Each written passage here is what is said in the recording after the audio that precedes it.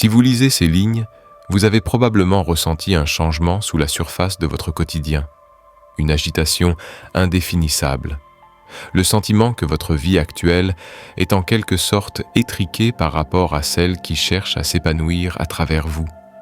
Jung comprenait parfaitement cette sensation. Il l'appelait l'appel du soi, une voix venue du plus profond de vous-même, qui sait quand vous vous accrochez trop longtemps à une version de vous-même qui ne vous correspond plus. L'univers ne s'exprime pas par des coups de tonnerre ou des signes miraculeux.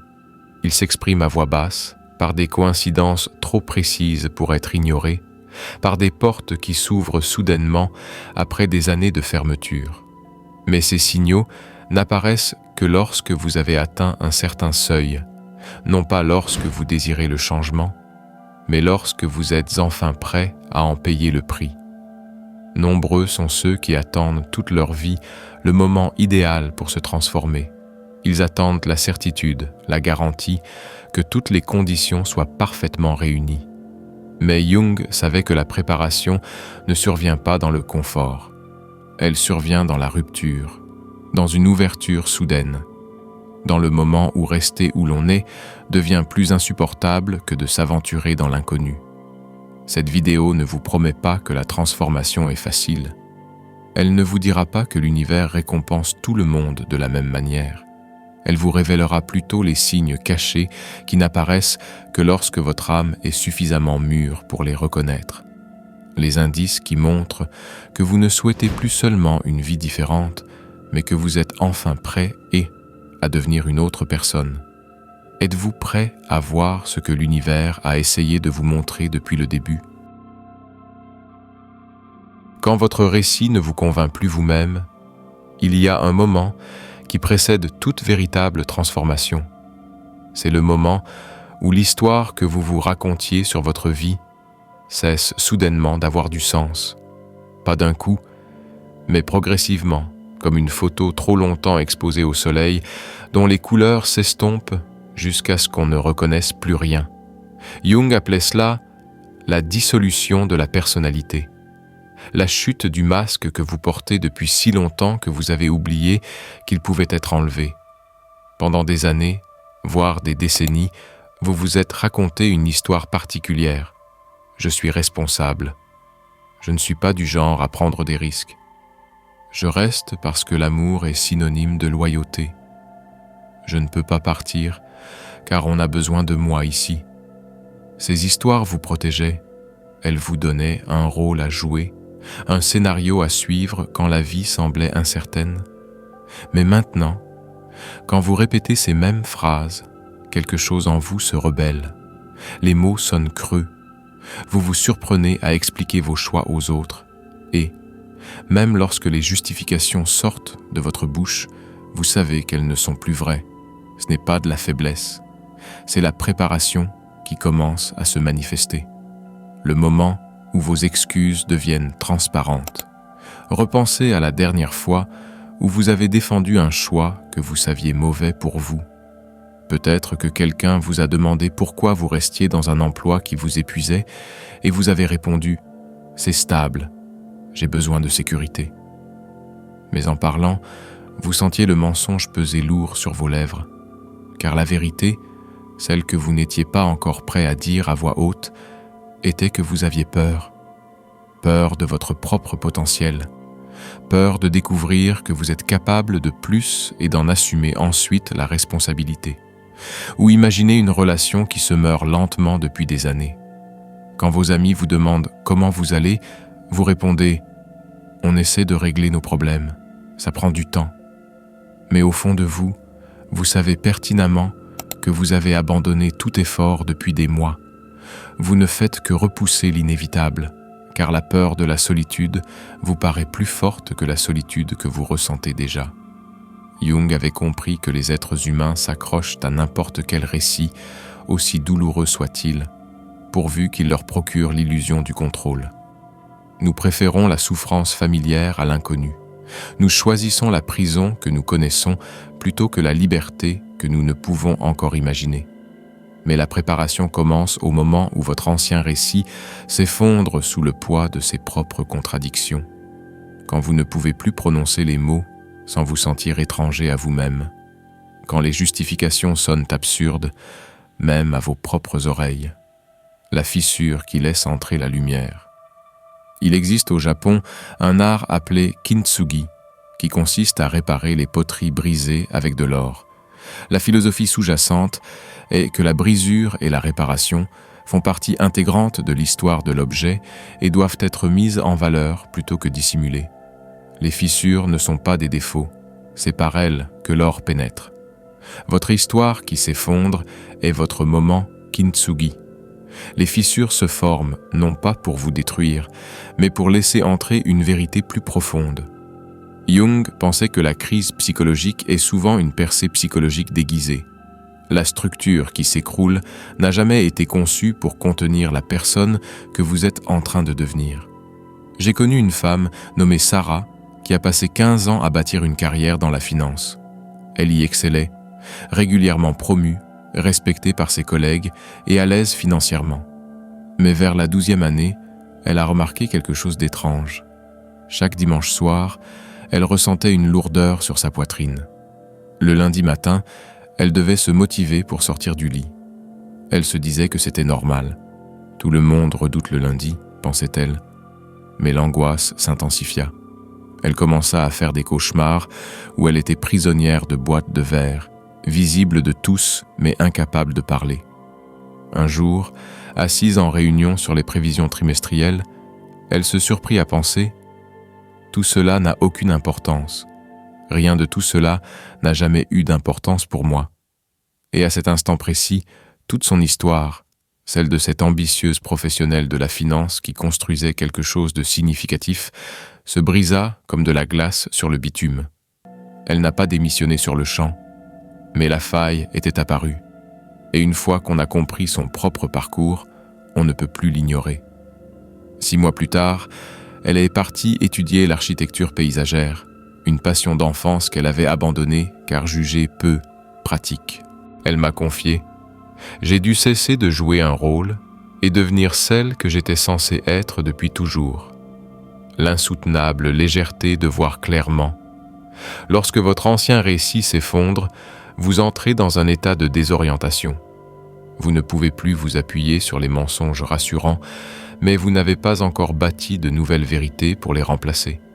C'est ce que Jung appelait se tenir dans la tension des contraires, vivre la contradiction de ne plus être qui vous étiez tout en ignorant qui vous devenez.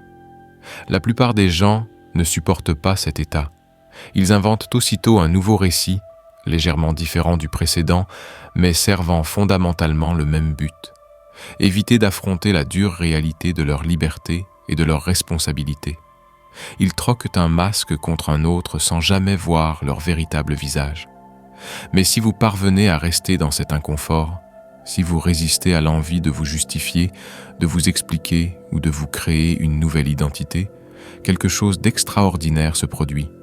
Vous commencez à vous voir clairement pour la première fois, non pas à travers le filtre de ce que vous pensez devoir être ou de ce que les autres attendent de vous, mais tel que vous êtes réellement, au-delà de toutes les histoires.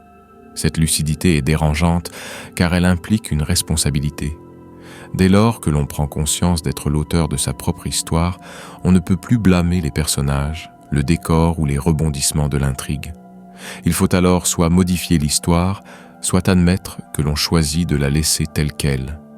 Et c'est précisément à ce moment-là que l'univers commence à nous prêter attention. Car l'univers ne répond pas au désir, mais à la clarté. Et la clarté n'émerge que lorsque votre ancien récit s'est complètement effondré et que vous vous retrouvez nu face à la vérité de votre véritable nature. Si vous avez récemment eu l'impression que votre propre histoire s'effondrait, si les mots que vous avez toujours utilisés pour vous décrire vous semblent soudain appartenir à quelqu'un d'autre, alors laissez un seul mot ci-dessous, effritement. Parfois, nommer la dissolution est la première étape vers la reconstruction.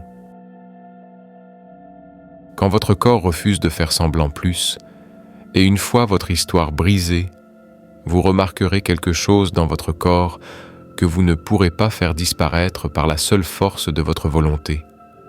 Une fatigue qui n'est pas liée au sommeil, une lassitude que le repos ne guérit pas. Jung appelait cela l'épuisement du faux moi, le moment où tout votre être psychologique et physique se rebelle contre le fait de continuer à être quelqu'un que vous n'êtes pas. Ce n'est pas un épuisement professionnel dû au surmenage, c'est une lassitude intérieure causée par une vie qui ne vous correspond pas, par des années passées à jouer un rôle qui vous oblige à réprimer votre véritable nature, par le fait de sourire quand vous avez envie de crier, par le fait de rester alors que tout en vous aspire à partir, par le fait de dire « je vais bien », alors qu'en réalité, vous vous êtes peu à peu fondu dans votre propre vie. L'épuisement lié à la préparation est particulier. Il se manifeste par une profonde réticence à poursuivre des habitudes familières, même si celles-ci ne présentent aucune difficulté objective.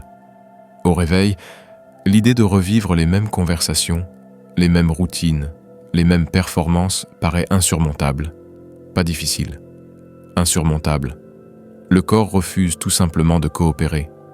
La rébellion que vous ne pouvez pas contrôler. Je connaissais un homme nommé Thomas qui fut pasteur pendant 20 ans.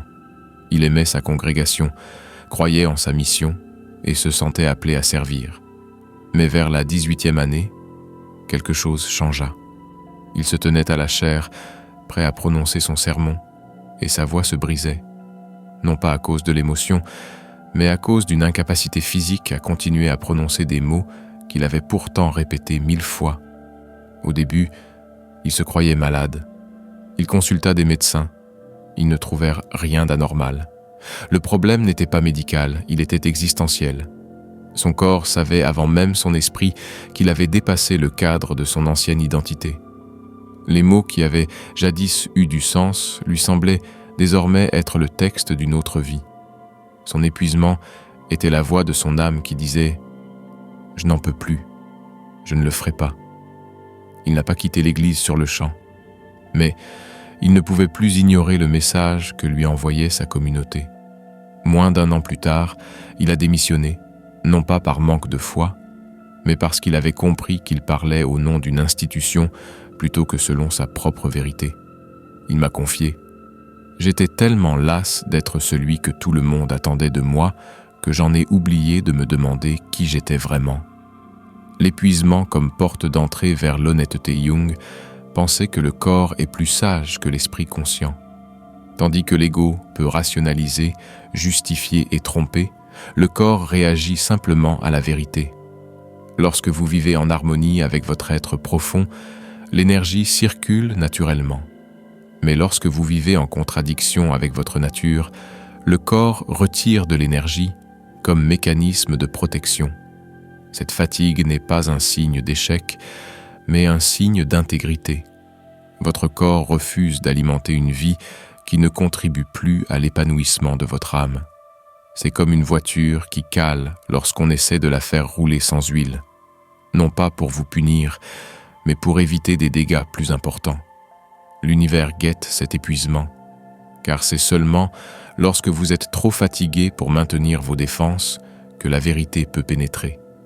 C'est seulement lorsque vous cessez de vouloir tout contrôler que le chemin authentique se révèle. L'épuisement n'est pas la fin de votre voyage, mais le début de votre préparation, ce que votre épuisement vous révèle réellement. Lorsque vous ressentez cette fatigue particulière, vous ne perdez pas votre capacité à vivre.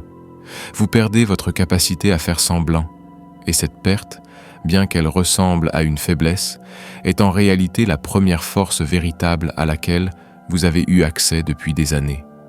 Votre version épuisée sait des choses que votre version motivée ignore. Elle sait quelles relations vous vident de votre énergie parce qu'elles n'étaient pas faites pour vous. Elle sait quelles ambitions sont vaines parce qu'elles appartiennent aux rêves de quelqu'un d'autre.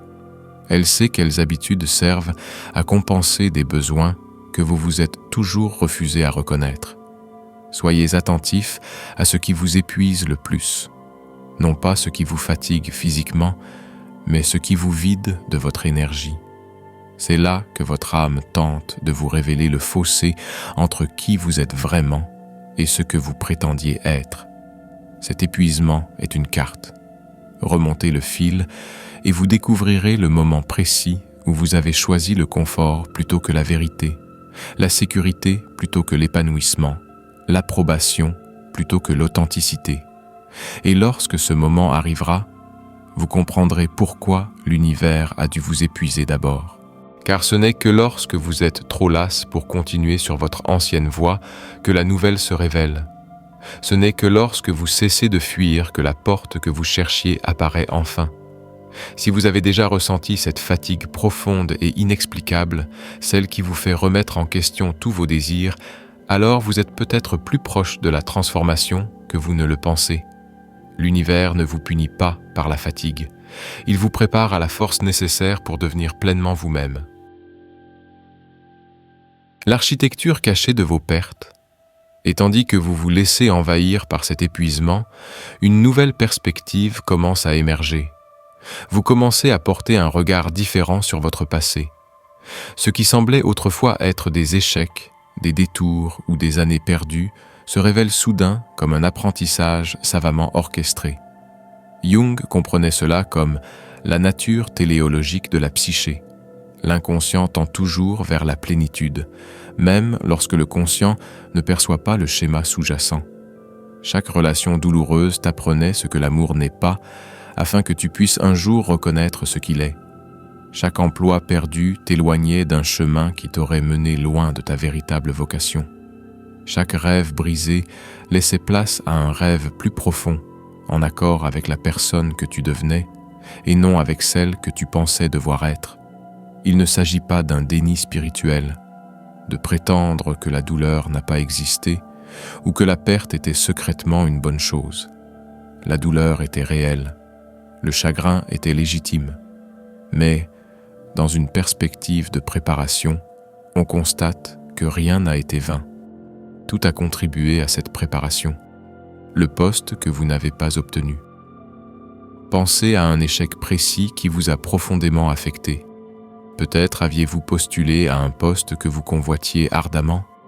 Vous étiez qualifié, passionné, persuadé que ce poste était fait pour vous, et puis quelqu'un d'autre l'a obtenu. Vous vous êtes senti rejeté, vous avez douté de votre valeur, vous vous êtes demandé ce qui clochait chez vous. Mais 2 ans plus tard, vous avez appris que l'entreprise avait fait faillite, que le poste était bien différent de ce qu'il paraissait ou que la personne embauchée avait fini par être malheureuse. Et vous avez compris que ce que vous aviez perçu comme un rejet était en réalité une protection. L'univers ne vous disait pas que vous n'étiez pas à la hauteur. Il vous disait simplement que cette porte-là n'était pas la vôtre. Ou pensez à une relation qui s'est terminée par une trahison. Vous avez tout donné. Vous croyiez en l'avenir que vous construisiez ensemble. Et puis, vous avez découvert des mensonges insoupçonnés. La douleur était insoutenable. Vous pensiez ne jamais vous en remettre. Mais des années plus tard, dans une relation saine, vous comprenez comment ces douloureuses leçons vous ont appris à repérer les signaux d'alarme, à faire confiance à votre intuition, à vous respecter suffisamment pour partir lorsque vous n'êtes pas respecté en retour. Jung appelait ces moments des coïncidences significatives ou des synchronicités, des événements qui semblent aléatoires mais qui se révèlent intentionnels lorsqu'on les considère d'un point de vue plus élevé. L'univers vous guidait même lorsque vous pensiez être perdu. Le détour inattendu d'Elena.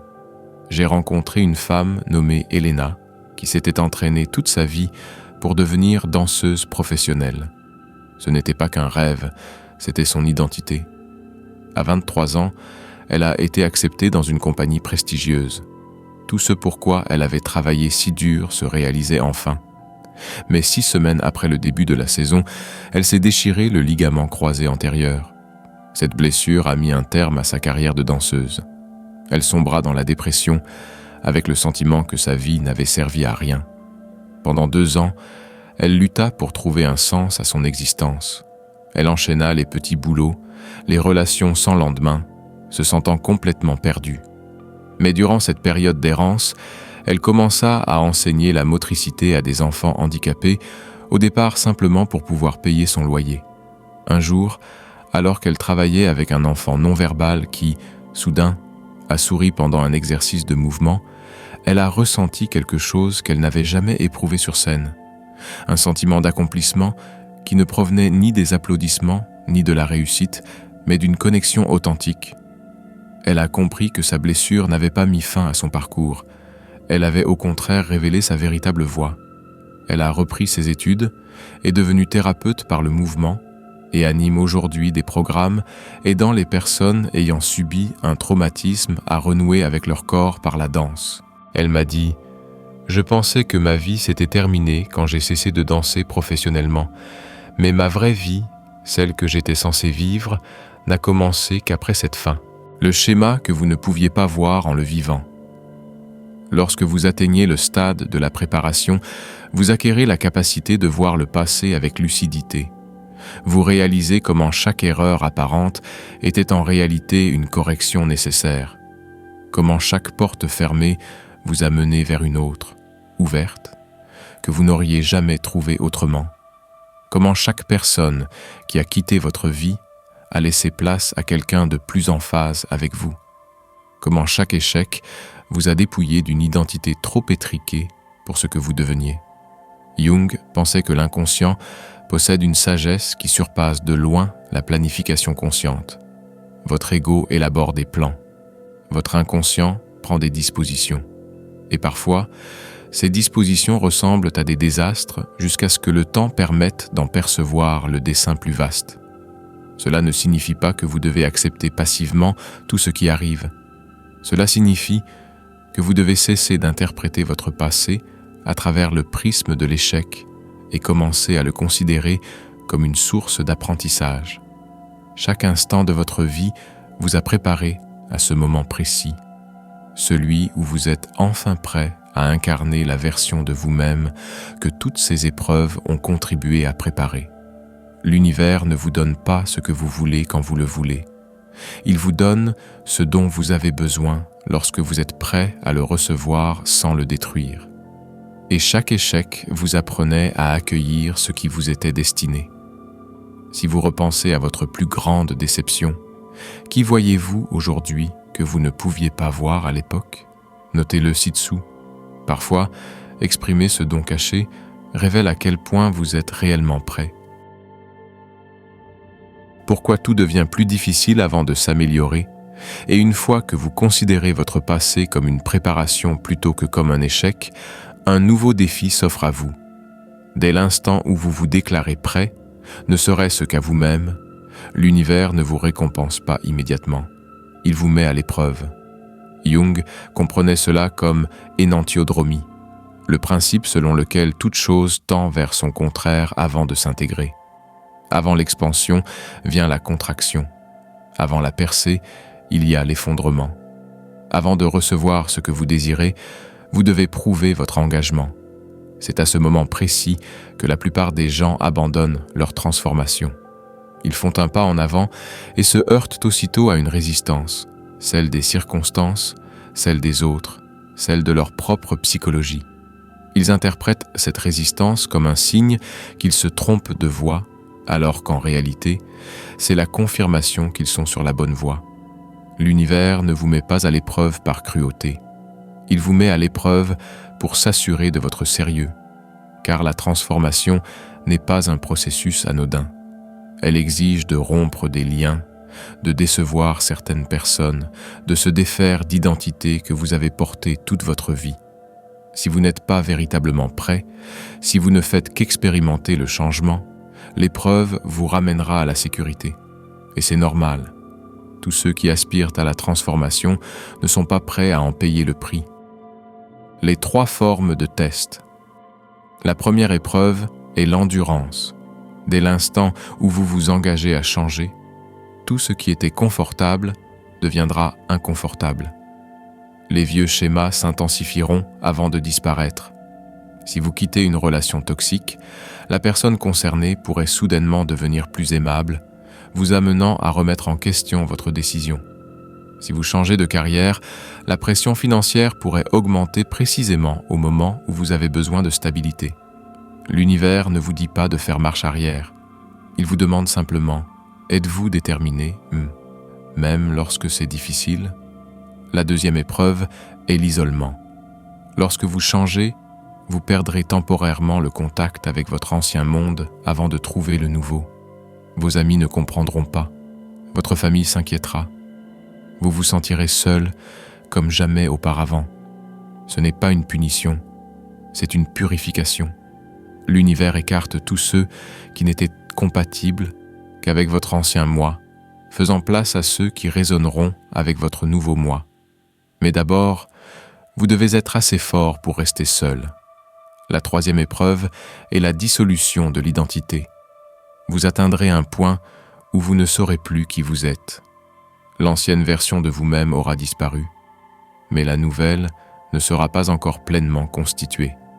Vous vous sentirez perdu, confus, incertain. C'est le moment le plus dangereux, car la tentation de renouer avec votre ancienne identité sera irrésistible. Mais si vous parvenez à rester dans ce vide, si vous supportez l'incertitude, vous émergerez transformé. C'est ce que Jung appelait le stade du nigredo en alchimie, le noircissement, la dissolution nécessaire avant que l'or puisse être raffiné. Marcus et l'offre d'emploi. Je connaissais un homme nommé Marcus qui était malheureux dans le droit des affaires depuis 15 ans. Il a finalement décidé de démissionner et de se consacrer à l'écriture, une passion qu'il nourrissait depuis ses études mais qu'il n'avait jamais osé entreprendre. Le lendemain de sa démission, il a reçu une offre d'emploi d'un cabinet concurrent, un salaire doublé, un titre plus prestigieux, tout ce qu'il avait toujours cru désirer. Pendant 3 jours, il s'est torturé l'esprit. La somme était importante, l'opportunité était bien réelle. Peut-être était-il naïf, peut-être devrait-il rester avocat et écrire à côté. Mais au fond de lui, il savait que c'était une épreuve. L'univers lui demandait « Es-tu vraiment déterminé à changer de vie ou te contentes-tu de te plaindre ?» Il refusa l'offre. Les 6 mois suivants furent terribles, stress financier, doutes, longues journées sans reconnaissance. Mais il écrivait chaque jour. Finalement, il acheva un manuscrit, trouva un agent et publia un livre qui connut un succès discret. Il me confia « Si j'avais accepté ce travail, j'aurais été à l'aise. Mais j'aurais été anéanti intérieurement. Cette épreuve m'a empêché de choisir le confort au détriment de la vérité. Pourquoi tu dois passer seul? L'univers vous met à l'épreuve en secret. Personne ne voit ces moments. Personne ne connaît les choix que vous faites dans la solitude de vos pensées. Et c'est précisément là l'essentiel. Car la transformation ne consiste pas à changer pour les autres. Il s'agit de devenir authentique en l'absence de témoins, sans applaudissements, lorsque la seule récompense est l'intégrité elle-même. Si vous réussissez ces épreuves, si vous persévérez dans l'adversité, si vous restez seul face à la solitude, si vous acceptez l'incertitude face à la terreur, alors l'univers vous reconnaîtra comme une personne véritablement prête. Et c'est à ce moment-là que les portes commenceront à s'ouvrir, non pas parce que vous les méritez, mais parce que vous êtes enfin assez fort pour les franchir sans vous effondrer. Mais si vous échouez à ces tests, cela ne signifie pas que vous êtes faible. Cela signifie simplement que vous n'êtes pas encore prêt, et il n'y a aucune honte à cela. Être prêt n'est pas une question de supériorité morale, c'est une question de rythme de développement. Vous serez mis à l'épreuve à nouveau, et encore, jusqu'au moment où rester dans votre ancienne vie deviendra plus insupportable que d'affronter n'importe quelle épreuve que l'univers pourrait concevoir. La question n'est pas de savoir si vous serez testé. La question est, lorsque le test arrivera, saurez-vous le reconnaître? La capacité de contenir ce que vous demandez. Et si vous réussissez les épreuves, si vous persévérez, restez seul et acceptez l'incertitude, vous atteignez un seuil où l'univers doit s'assurer que vous êtes non seulement engagé, mais aussi capable. C'est là que le concept jungien d'intégration psychologique devient essentiel. Vous pouvez désirer quelque chose de tout votre être, mais si vous n'avez pas la structure intérieure nécessaire pour l'accueillir, l'univers ne vous l'accordera pas. Non par cruauté, mais par protection. L'estime de soi, selon la perspective jungienne, ne se résume pas à se sentir bien dans sa peau ou à avoir une haute estime de soi. Elle repose sur une psyché suffisamment intégrée pour contenir la complexité, les conflits et la croissance sans se fragmenter. C'est la différence entre un vase fissuré qui laisse échapper tout ce qu'on y verse et un vase intact capable de tout recevoir. La plupart des gens pensent désirer l'amour, le succès, la liberté. Mais lorsque ces choses se présentent, ils les sabotent inconsciemment car leur structure interne ne peut accueillir l'expansion qu'elle requiert. Jung a observé ce schéma à maintes reprises, des personnes qui prient pour le changement, mais paniquent lorsqu'il survient, d'autres qui aspirent à l'intimité, mais repoussent quiconque s'approche trop, d'autres encore qui désirent l'abondance, mais trouvent le moyen de perdre leur argent dès qu'ils le gagnent. L'univers veille à cela. Il ne mettra pas entre vos mains quelque chose que vous laisserez aussitôt tomber. La femme qui ne pouvait pas recevoir. J'ai travaillé avec une femme nommée Claire qui désirait profondément une relation sérieuse. Célibataire depuis 7 ans, elle se sentait seule et était convaincue d'être prête pour une relation. Puis elle a rencontré quelqu'un, gentil, stable, disponible émotionnellement et sincèrement intéressé par elle. Tout ce qu'elle disait vouloir. Mais en quelques semaines, elle s'est surprise à prendre ses distances. Elle cherchait la dispute pour un rien. Elle prenait ses paroles pour des critiques. Elle se repliait sur elle-même dès qu'il essayait de se rapprocher. En cherchant à comprendre ce qui se passait, elle a réalisé qu'elle avait passé sa vie à croire qu'elle ne méritait pas un amour sain. Son père était émotionnellement absent. Ses relations précédentes avaient été avec des hommes émotionnellement indisponibles. Ce schéma était si profondément ancré que la gentillesse lui paraissait étrangère, presque menaçante. Son psychisme était structuré pour supporter la négligence, non l'attention. Lorsque cette attention se présenta, son organisme ne la reconnut pas. Elle ne put la retenir car elle n'avait jamais développé la capacité de la recevoir. Il ne s'agissait pas d'une faiblesse morale, mais d'une réalité liée à son développement. Elle devait accomplir un travail intérieur pour élargir son estime de soi avant de pouvoir entretenir la relation qu'elle prétendait désirer. Que signifie concrètement l'intégration ? Jung décrivait l'intégration psychologique comme le processus de prise de conscience de l'inconscient permettant de révéler les parties cachées de soi-même afin qu'elles cessent de nous contrôler en secret. Une fois l'intégration réalisée, notre perception de la réalité se transforme fondamentalement. Vous acquérez la capacité d'accepter les paradoxes.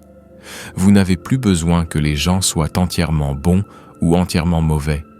Vous pouvez aimer quelqu'un et être frustré par lui simultanément. Vous pouvez réussir tout en éprouvant des incertitudes. L'intégration signifie que vous pouvez contenir les contradictions sans vous fragmenter. Vous développez la capacité de tolérer l'intensité. Lorsque de bonnes choses arrivent, vous ne créez pas immédiatement de drame pour retomber dans le chaos habituel. Lorsque de mauvaises choses arrivent, vous ne vous effondrez pas complètement. Vous possédez une palette émotionnelle et une résilience qui vous permettent de rester présent face à toute la gamme des expériences humaines. On apprend à assumer ses responsabilités plus profondément. On cesse de blâmer les circonstances extérieures pour ses états intérieurs. On comprend que, même si l'on ne peut contrôler ce qui nous arrive, on peut contrôler notre réaction. Et cette réaction détermine notre réalité bien plus que l'événement lui-même. Et surtout, vous apprenez à recevoir sans culpabilité. Quand quelqu'un vous aime, vous ne vous demandez pas immédiatement ce qu'il attend de vous. Quand vous réussissez, vous ne minimisez pas votre succès et vous n'attendez pas le pire. Vous pouvez accepter les bonnes choses comme une évidence plutôt que comme une source de suspicion, comme des cadeaux plutôt que des pièges. Ces capacités ne sont pas innées. Elles se développent grâce au travail difficile d'affronter son ombre, les aspects de soi-même que l'on a niés, refoulés ou projetés sur autrui. Et ce travail est précisément ce que l'univers exige avant de vous accorder ce que vous avez demandé. L'architecture de la préparation. Imaginez votre psyché comme un édifice. Si les fondations sont fragiles, vous ne pourrez ajouter d'étages aussi ambitieux que soit votre désir de vous étendre vers le haut. La structure s'effondrera. L'univers le sait. Il ne vous accordera ni la relation, ni le succès, ni l'opportunité, ni la liberté, tant qu'il n'aura pas constaté que vos fondations sont suffisamment solides pour les supporter. C'est pourquoi la préparation survient souvent après une crise. La crise ébranle les structures existantes, vous obligeant à reconstruire sur des fondements plus solides. Les épreuves douloureuses que vous avez traversées n'étaient pas des punitions, mais des renaissances. L'univers démolissait les structures fragiles pour vous permettre de bâtir un avenir capable de vous soutenir. Lorsque vous atteignez un état de pleine préparation, vous cessez de vous demander « Pourquoi n'ai-je pas ce que je désire ?» et commencez à vous demander « Quelle partie de moi doit se développer pour que je puisse obtenir ce que je demande ?» Ce changement de perspective marque le passage d'une conscience de victime à une conscience de créateur. Et c'est à la conscience de créateur que l'univers répond.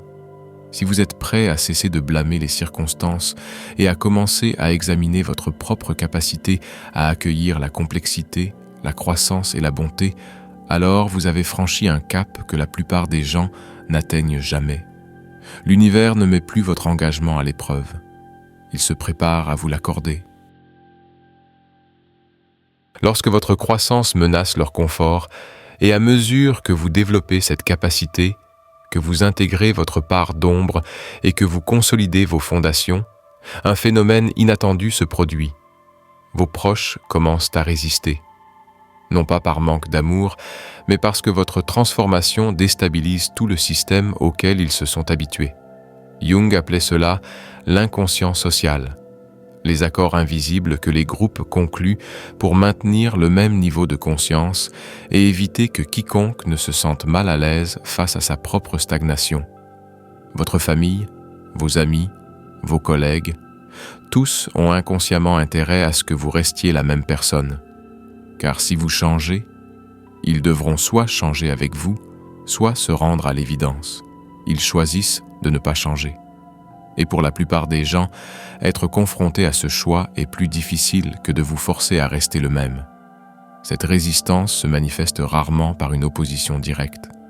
Elle se dissimule sous des airs de sollicitude, d'amour, de conseils avisés. Je m'inquiète pour toi. Ce n'est pas ton genre. Es-tu sûr de ne pas te tromper ? Ces phrases semblent bienveillantes, mais elles dissimulent la peur. La peur que votre évolution les laisse derrière, la peur que votre courage ne révèle leur lâcheté, la peur que votre nouvelle vie ne condamne leur ancienne. La famille qui n'a pas pu s'adapter.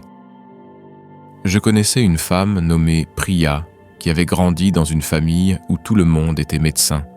Ses parents, ses frères et sœurs, ses tantes et ses oncles.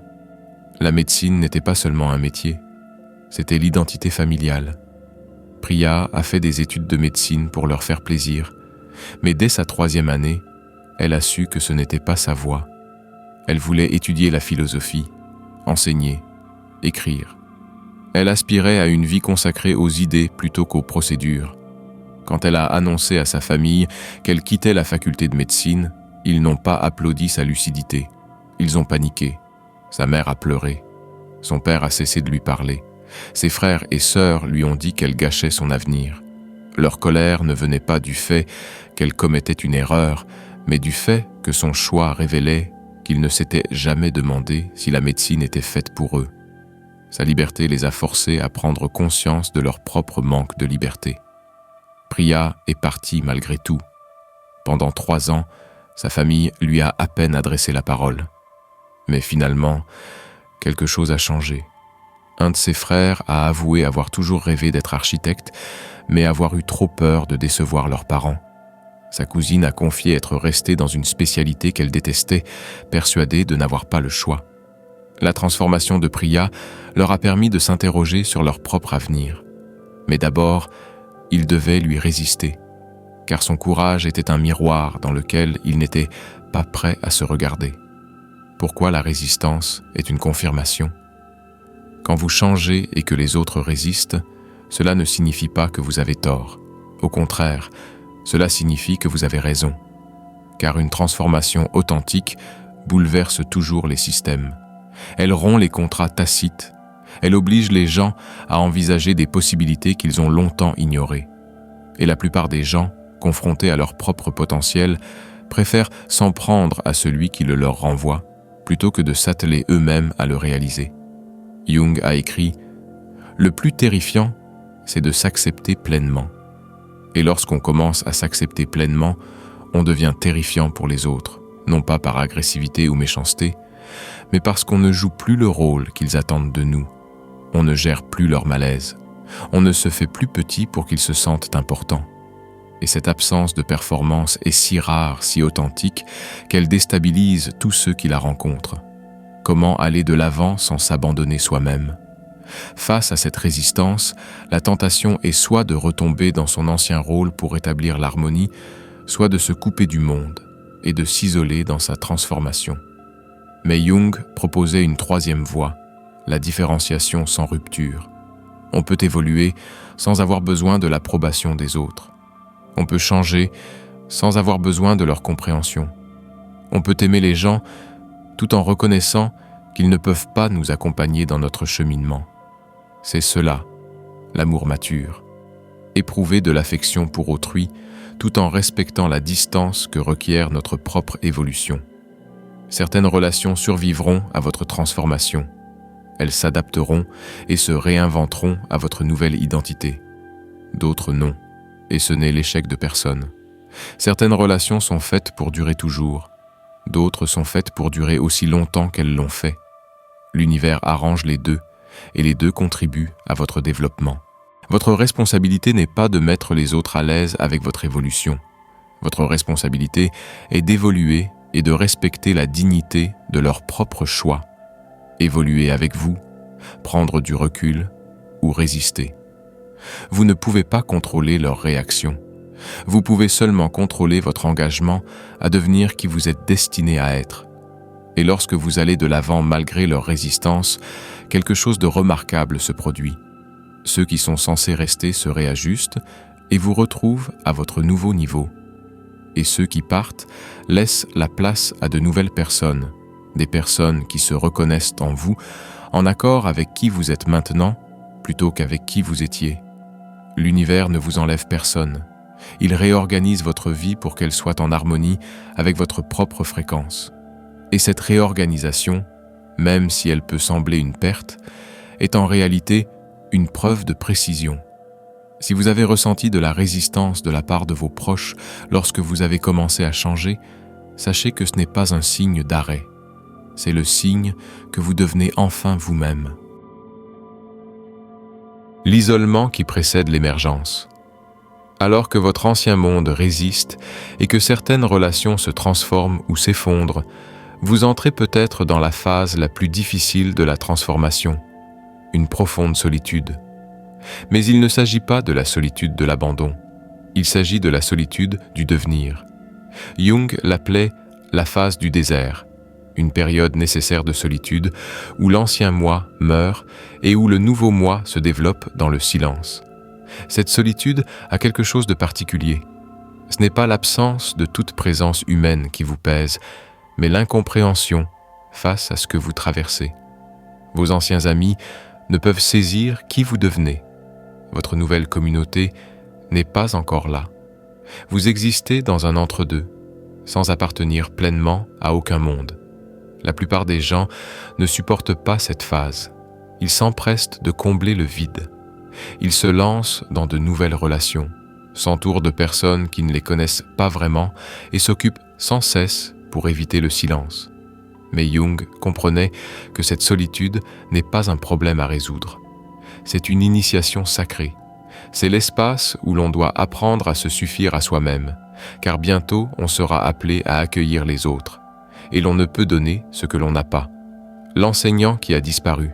Je connaissais un homme nommé David qui a quitté le monde universitaire après 20 ans d'enseignement. Il était aimé de tous, ses étudiants l'adoraient, ses collègues le respectaient, ses travaux étaient publiés et cités.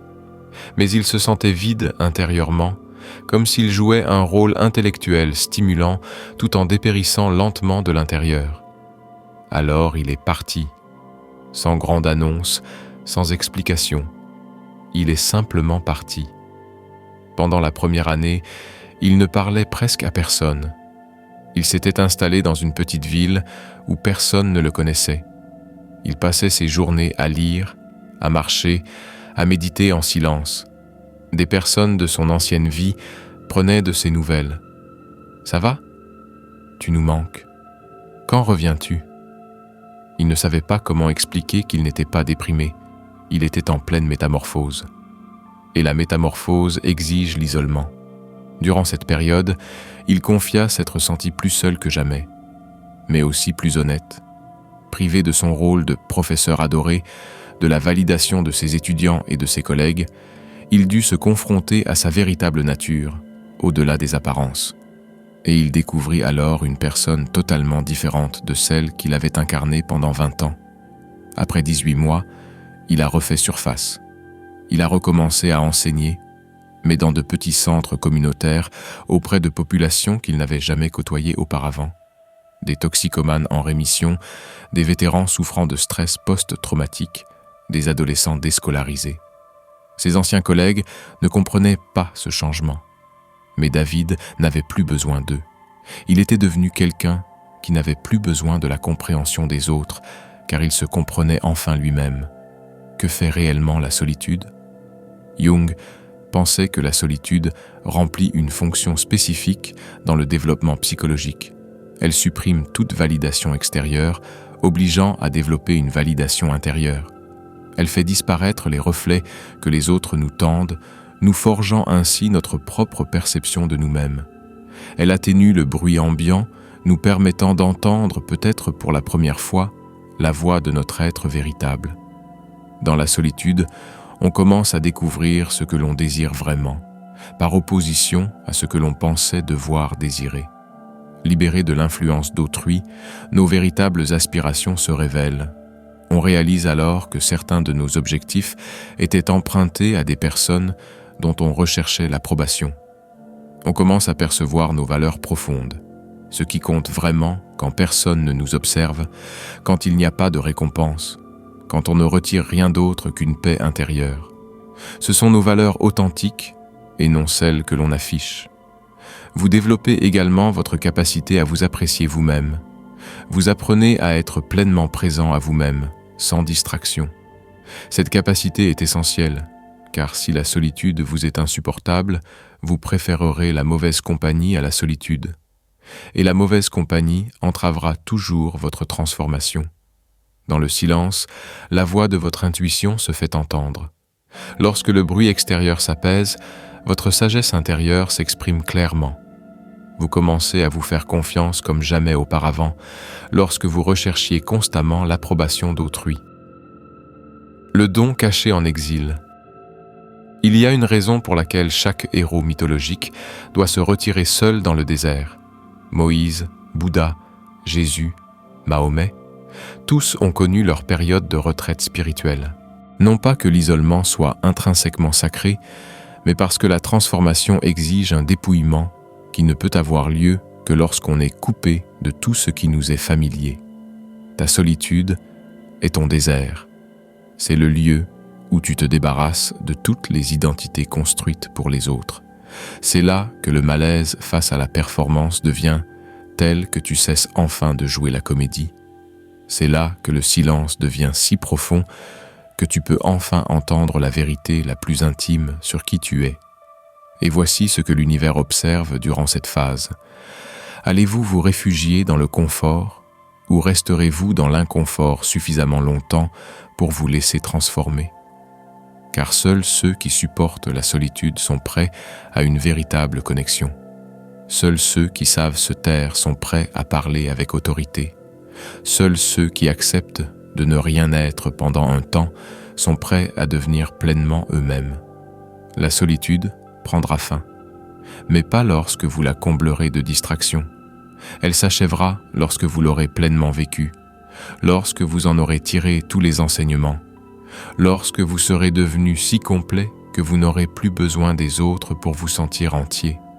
Et alors, paradoxalement, c'est précisément à ce moment-là que les bonnes personnes apparaîtront. Si vous traversez une période de solitude, ne précipitez rien. N'essayez pas d'y échapper. L'univers vous a placé ici intentionnellement. Quelque chose en vous se perfectionne, un perfectionnement qui ne peut se faire que dans la solitude. Ayez confiance. Lorsque ce perfectionnement sera achevé, vous serez rappelé au monde, non pas tel que vous étiez, mais tel que vous étiez destiné à devenir. Lorsque la transformation s'achève, et puis, après les épreuves, la solitude, l'intégration, la résistance, quelque chose change. Pas de façon spectaculaire, mais doucement, comme l'aube qui se lève si progressivement qu'on ne remarque pas la fin de la nuit. Un jour, on se réveille et on réalise qu'on n'est plus en train de jouer un rôle. On est, tout simplement. L'épuisement s'est dissipé. La confusion s'est dissipée. Et à sa place s'installe un calme qu'on n'avait jamais connu. Jung appelait ce moment le retour du soi.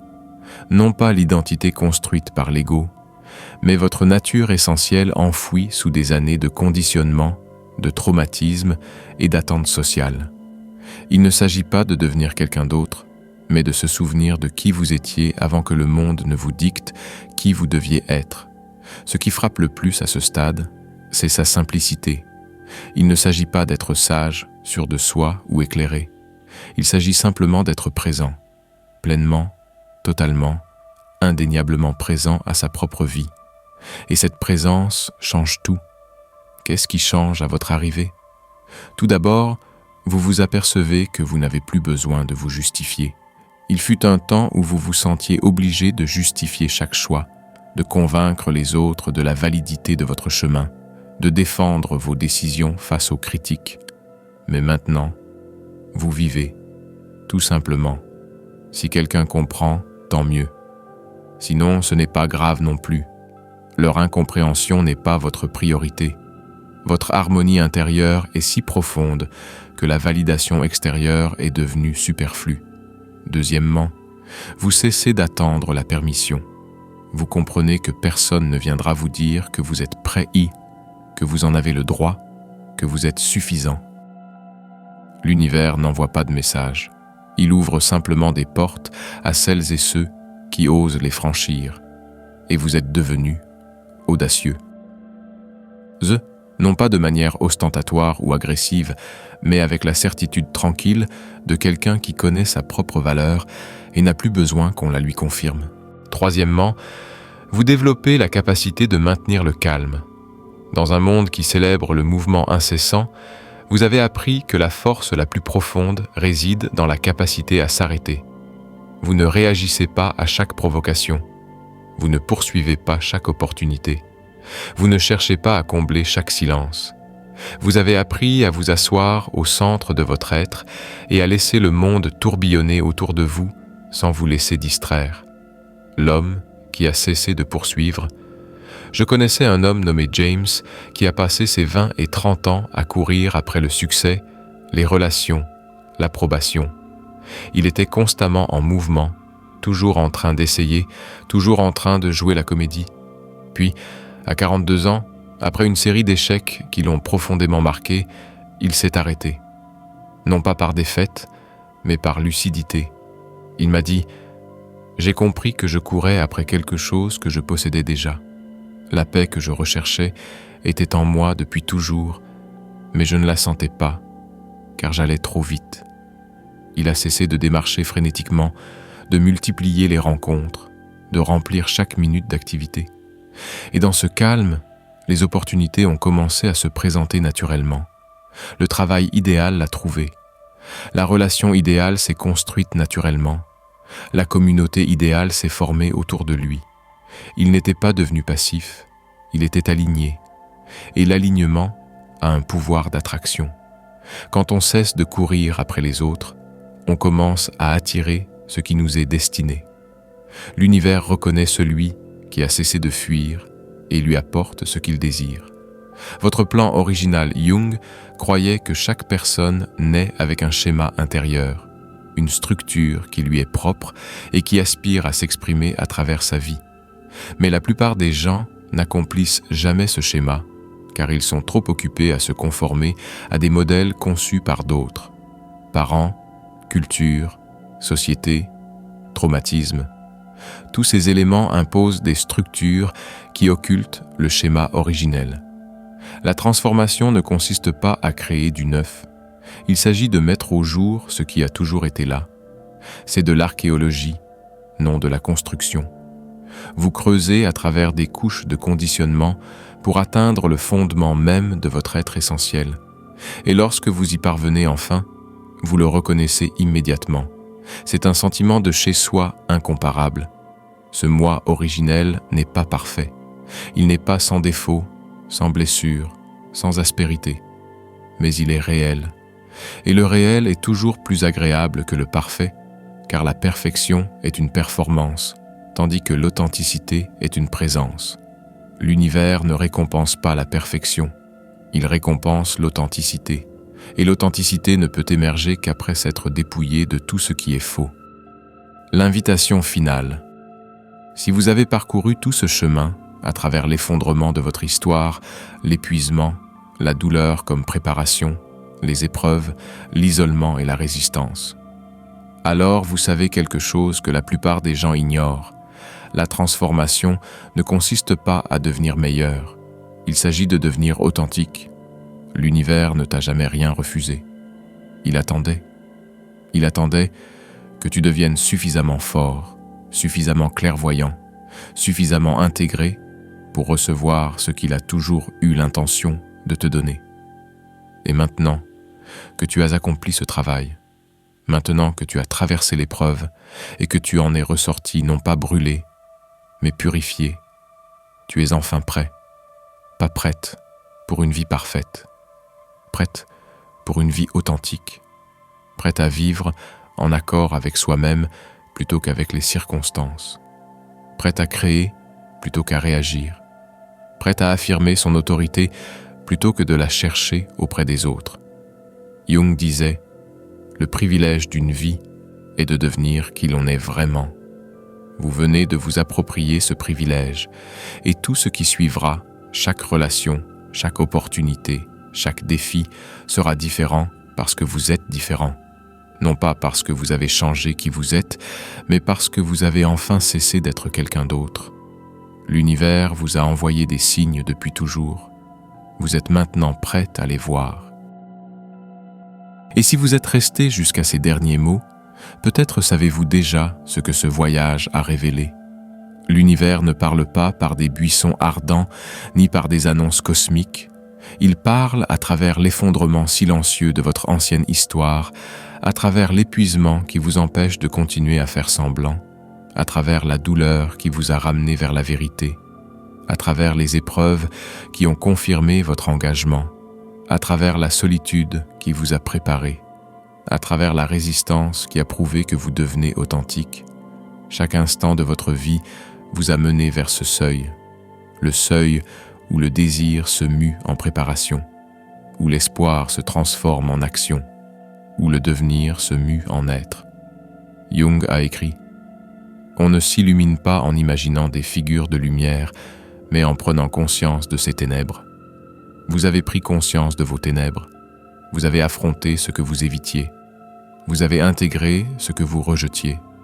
Vous êtes devenu entier, non pas en éliminant vos défauts, mais en les acceptant comme faisant partie intégrante de votre être. L'univers vous indique que vous êtes prêt non par des signes extérieurs, mais par des transformations intérieures.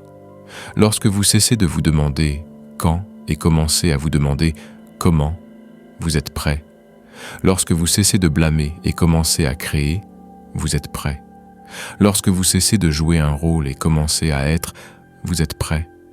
Et le signe ultime, celui qui confirme sans l'ombre d'un doute que votre moment est arrivé, c'est que vous n'avez plus besoin de confirmation. Vous le savez. Non pas parce que quelqu'un vous l'a dit, non pas parce que les circonstances se sont parfaitement alignées, mais parce qu'une certitude intérieure s'est installée. La part de vous qui a toujours su qui vous étiez censé être a enfin trouvé sa voie, et plus rien ne pourra la faire taire. Si vous souhaitez poursuivre ce puissant cheminement de transformation où chaque étape vous invite à une meilleure compréhension de vous-même, abonnez-vous à cette chaîne. Partagez-la avec tous ceux qui se trouvent à un tournant de leur vie, se demandant s'ils sont prêts. Parfois, la réponse qu'ils cherchent est tout simplement celle-ci. Vous ne poseriez pas la question si vous n'étiez pas déjà prêt à franchir le pas. Vous n'êtes pas seul sur ce chemin. Nous continuerons à marcher ensemble.